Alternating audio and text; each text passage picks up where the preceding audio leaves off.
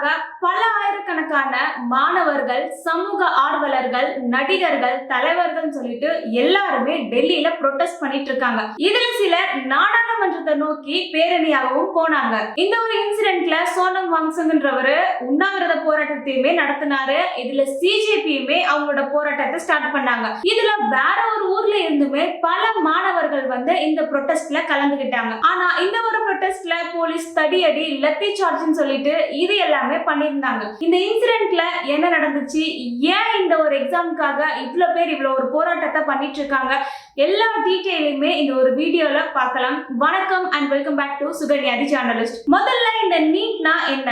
National eligibility cum entrance test. இந்த நீட்டை எதுக்கு கொண்டு வந்தாங்க? இதுக்கு முன்னாடிலாம் ஒவ்வொரு மருத்துவ காலேஜ்லயுமே எப்படி இருந்துச்சுன்னா, அந்த இடத்துல இருக்கக்கூடிய அந்த ஒரு டெஸ்ட் மூலமாக தான் அவங்களுடைய சேர்க்கையானது நடைபெற்றுச்சு.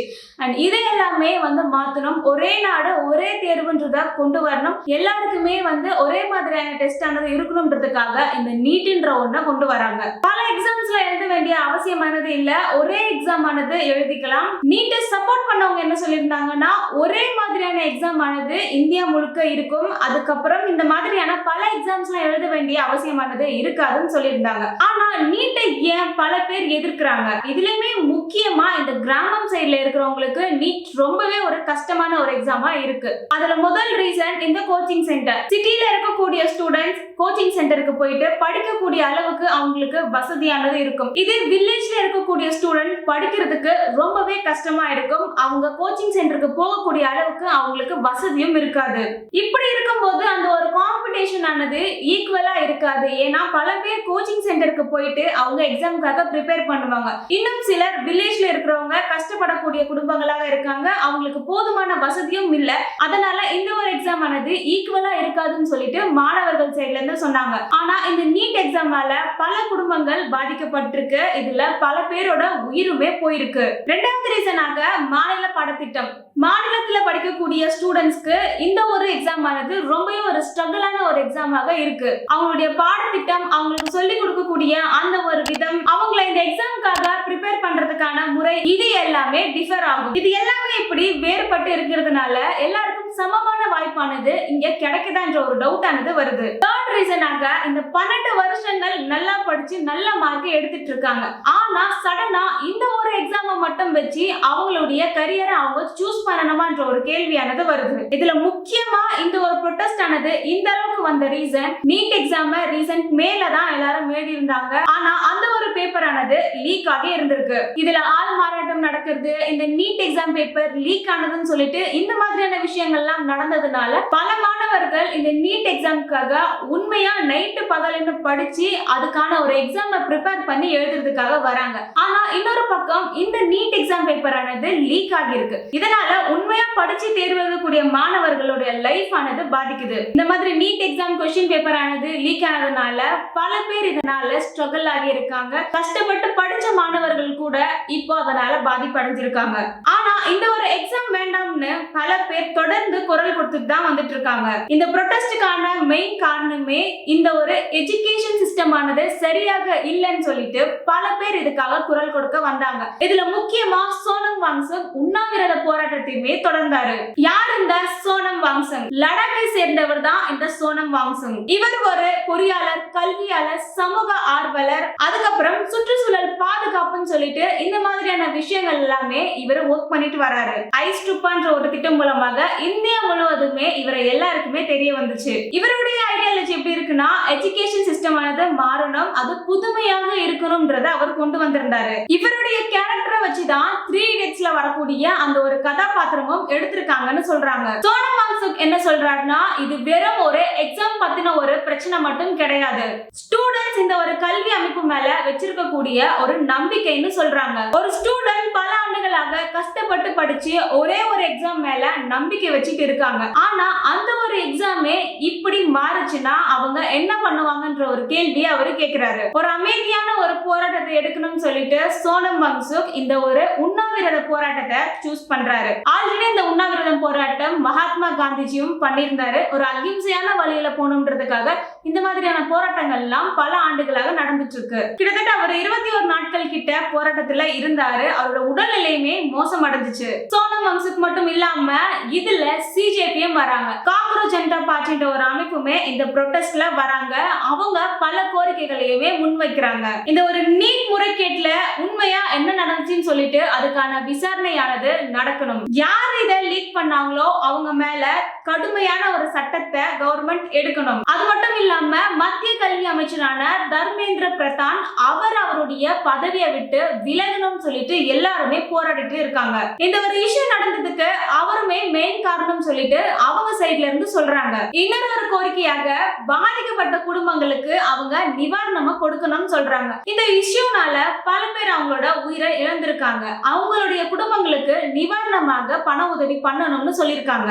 முதல்ல ஸ்டார்டிங்ல இந்த ஜந்தர் மந்தர்ன்ற ஒரு இடத்துல தான் இந்த ஒரு போராட்டமானது அமைதியா நடக்குது. அதுக்கப்புறம் இந்த ஒரு ப்ரொடெஸ்ட்ல பல ஊர்ல இருக்கக்கூடிய மாணவ மாணவிகளுமே வந்து கலந்துக்கிறாங்க. இந்த ப்ரொடெஸ்டுக்கு மாணவர்கள், சமூக ஆர்வலர்கள், பேரண்ட்ஸ்னு எல்லாருமே சப்போர்ட்டும் பண்றாங்க.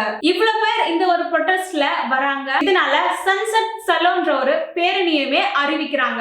நாடாளுமன்றத்தோட கூட்டத்தொடர்ல இந்த ஒரு இஷ்யூவை பத்தி விவரிக்கணும்ன்ற ஒரு கோரிக்கையும் அவங்க வைக்கிறாங்க. இந்த ஒரு பேரணி அடுத்து டெல்லி போலீஸ் பல பாதுகாப்பு ஏற்பாடுகளை ஏற்படுத்துறாங்க.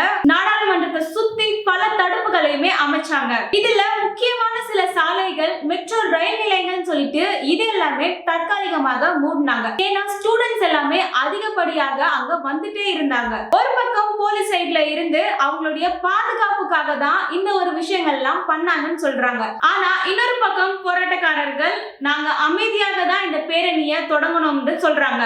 ஆனா இந்த ஒரு பேரணியில போலீஸ் அங்க வச்சிருந்த தடுப்புகள் மேல ஒரு தள்ளுமுள்ளு எல்லாமே ஏற்பட்டு இருந்துச்சு. சில நிமிடங்கள்ல அந்த ஒரு இடமே வேற மாதிரி மாறிடுச்சு. அந்த ஒரு இடத்துல போலீஸ்க்கும் போராட்டம் பண்ண வந்தவங்களுக்குமே தள்ளுமுள்ளு எல்லாமே ஏற்படுது. போலீஸ் அவங்க வந்து பேரணியை தடுப்பதற்கு லத்தி சார்ஜ், கண்ணீர் குண்டு புகைன்னு சொல்லிட்டு இது எல்லாமே பயன்படுத்தினாங்கன்னு சொல்றாங்க. இதுல போலீஸ் அண்ட் போராட்டக்காரர்கள் சொல்லிட்டு பல பேர் இதுல காயமும் அடைஞ்சிருக்காங்க. அமைதியா தொடங்கின ஒரு ப்ரொடெஸ்ட் இப்போ இந்த மாதிரியான ஒரு நிலைமையில வந்திருக்கு. இந்த ஒரு ப்ரொடெஸ்ட் இப்போ இந்த நிலைமையில இருந்துட்டு இருக்கப்போ இன்னொரு பக்கம் சோனம் வாங்சு கூட உடல்நிலை ரொம்பவே மோசமாக இருந்திருக்கு. அவர் ப்ரொடெஸ்ட்ல இருக்கும் போதே அவரை அங்க இருந்து ஃபோர்ஸ் பண்ணி மருத்துவமனைக்கு அழைச்சிட்டு போனாங்க.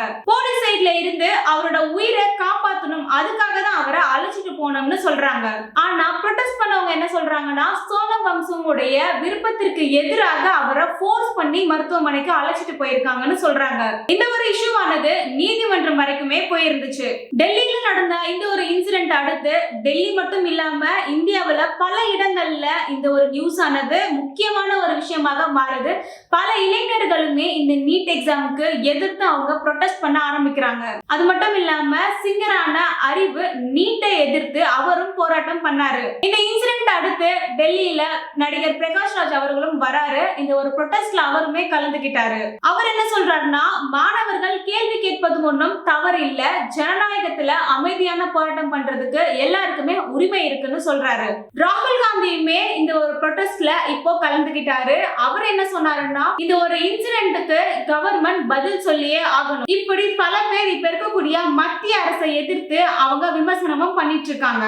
இன்னொரு பக்கம் மத்திய அரசு இந்த மாதிரியான எக்ஸாம் மீது மக்களுக்கு நம்பிக்கையானது இருக்கணும். குறைகள் ஏதாவது இருந்துச்சுன்னா அந்த ஒரு இஷ்யூ மேல கண்டிப்பா நடவடிக்கையானது எடுக்கப்படும். நாடாளுமன்றத்தோட சட்டம் ஒழுங்கு ரொம்பவே முக்கியம்ன்றதுனால பாதுகாப்பு நடவடிக்கைகள் எல்லாம் எடுக்கப்பட்டுச்சுன்னு அவங்க சைட்ல இருந்து சொல்றாங்க. இந்த ஒரு இஷ்யூ இப்போ நீதிமன்றத்துக்கே போச்சு. சோனம் வாங்சுடைய உடல்நிலையும் அவருக்கு அளிக்கப்பட்ட மருத்துவத்தோட மனுக்களுமே தாக்கல் பண்ணியிருக்காங்க. போராட்டக்காரர்களும் ப்ரொடெஸ்ட்ல இருக்கிறவங்களும் அவங்களுடைய கோரிக்கைகளை தொடர்ந்து வலியுறுத்திட்டு தான் இருக்காங்க. இந்த ஒரு இஷ்யூல இந்த மாதிரியான நீட் எக்ஸாம்னு மட்டும் இல்ல, பல எக்ஸாம்ஸ்ல பல முறைகேடுகள் நடந்துட்டு தான் இருக்கு. அதுக்குமே தீர்வானது கவர்மெண்ட் சொல்லணும். இப்படி மாணவர்கள் அவங்களுடைய வெறும் எக்ஸாமுக்காக மட்டும் இல்ல, அவங்களுடைய எதிர்காலம், அவங்களுடைய கரியர், அவங்களுடைய லைஃப்னு சொல்லிட்டு இது எல்லாத்துக்குமான ஒரு கேள்வியாக தான் இப்போ இந்த ஒரு ப்ரொடெஸ்ட் ஆனது இருந்துட்டு இருக்கு. இந்த ஒரு இன்சிடென்ட்ல நீட் மாதிரி மாதிரியான எக்ஸாம்ஸ் தேவைன்னு நினைக்கிறீங்களா இல்ல மாணவர் சேர்க்கை முறையில மாற்றம் வரணும்னு நினைக்கிறீங்களா? டெல்லியில நடந்த இந்த ஒரு ப்ரொடெஸ்ட் போலீஸ்க்கும் போராட்டக்காரர்களுக்கும் நடுவுல இந்த மாதிரியான லத்தி சார்ஜ் தடியடிகள் சொல்லிட்டு இந்த மாதிரியான விஷயங்கள் எல்லாமே நடந்திருக்கு. பல ப்ரொடெஸ்ட் பண்ணவங்க இப்போ ஹாஸ்பிட்டல்ல இருக்காங்க. இந்த ஒரு இன்சிடென்ட் மாணவர்களுடைய நம்பிக்கை, எதிர்காலத்தினுடைய கல்வி அமைப்புன்னு சொல்லிட்டு இந்த மாதிரியான கேள்விகள் எல்லாத்தையுமே வந்து எழுப்பியிருக்கு. இத பத்தி நீங்க என்ன நினைக்கிறீங்கன்னு சொல்லிட்டு கமெண்ட்ல சொல்லுங்க. மாணவர்களுக்கான நீதியும் இந்த இடத்துல கிடைக்க வேண்டியது ரொம்பவே முக்கியம். இந்த ஒரு ஜனநாயக நாட்டுல ரொம்பவே பவர்ஃபுல் ஆனவங்க மக்கள் தான். மக்களுடைய கோபம் தான் இப்போ இந்த அளவுக்கு வந்திருக்கு. இதுக்கான சரியான ஒரு சொல்யூஷன் ஆனது கிடைக்கணும். இந்த ஒரு நீட் எக்ஸாம் இதுக்கான ஒரு தீர்வானது என்னவா இருக்க போகுதுன்னு சொல்லிட்டு நீதிமன்றங்கள் தான் முடிவு பண்ணுவாங்க. அண்ட் இத பத்தி நீங்க என்ன நினைக்கிறீங்கன்னு சொல்லிட்டு கமெண்ட்ல உங்களோட கருத்துக்களை பதிவு பண்ணுங்க. உங்களுக்கு இந்த வீடியோ யூஸ்ஃபுல்லா இருந்தா உங்க ஃப்ரெண்ட்ஸ் அண்ட் ஃபேமிலிக்கு ஷேர் பண்ணுங்க. இந்த ப்ரொடெஸ்ட் ஆனது ஏன் நடக்குதுன்னு சொல்லிட்டு தெரிஞ்சுக்கோங்க. இந்த ஒரு ப்ரொடெஸ்ட்க்கு நீங்க சப்போர்ட் பண்றீங்களா இல்ல இதுக்கான ஒரு சொல்யூஷன் என்னன்றத நீங்க கமெண்ட்ல சொல்லுங்க. இந்த வீடியோ உங்களுக்கு யூஸ்ஃபுல்லா இருந்தா like, comment, subscribe and share பண்ணுங்க. மீண்டும் அடுத்த ஒரு வீடியோல மீட் பண்ணலாம். Thank you, by.